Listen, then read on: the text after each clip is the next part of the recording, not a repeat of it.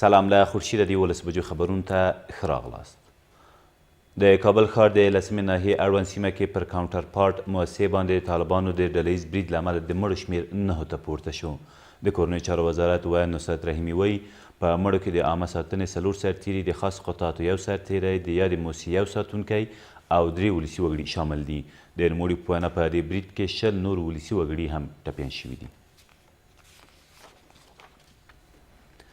له دې سره سم ولسمشر غني په کابل کې د ملګرو ملتونو استازولۍ او د امریکا سفیر په کابل کې پر یو ملکي دفتر د طالبانو تېره ورځنی ډله ییز برید وغانده.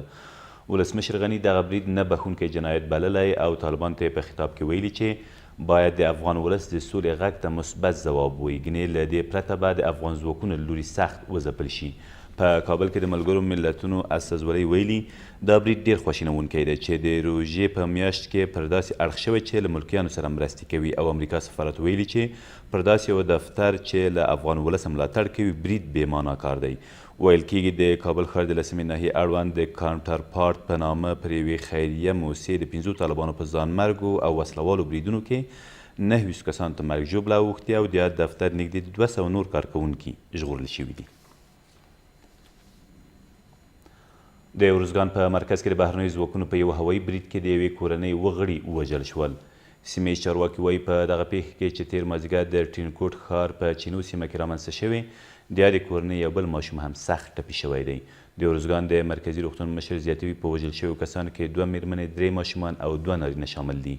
د دغه ولایت امنیتي مسؤلینو لا تراوسه په دې اړه څه نه دي ویلي. د امریکا او طالب استازو ترمنځ د سولې په موخه د خبرو لړۍ به نن هم د قطر په دوحې ښار کې دوام وکړي. په قطر کې د طالبانو د سیاسي دفتر ویاند ویلي په دغه خبرو کې به له افغانستان د بهرنیو ځواکونو پر وتو او دا چې د افغانستان خاوره به د هیڅ هیواد پر وړاندې نه کارول کیږي تمرکز وشي او په وینا یې روانې خبرې مثبت لور ته روان دي او یو څه پرمختګ هم شوی دی. د نوموړي په وینا خو لا تر اوسه په هیڅ برخه کې هوکړه نه ده شوې او وروستۍ هوکړې لپاره لا نورو خبرو ته اړتیا ده.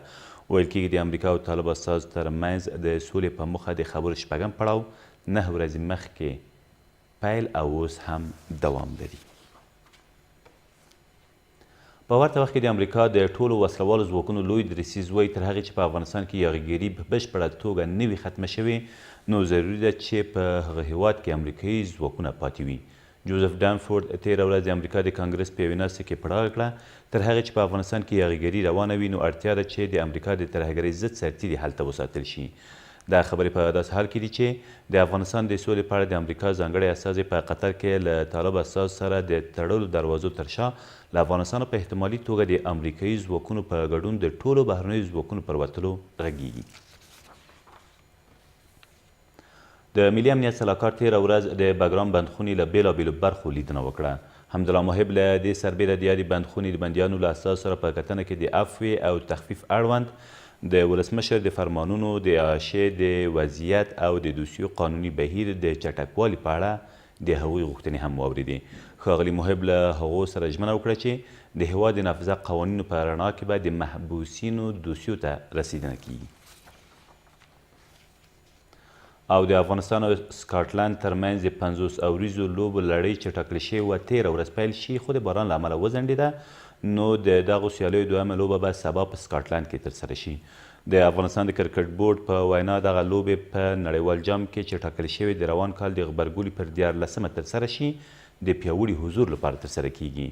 ویل کېږي له سبانۍ لوبې وروسته به افغان لوبغاړي له نړیوال جام سیالیو مخکې 2 یو ورځنۍ لوبې له ایرلند سره هم ترسره کړي. دا تر دې مهاله وروستي خبرونه تر بیا مو الله مل.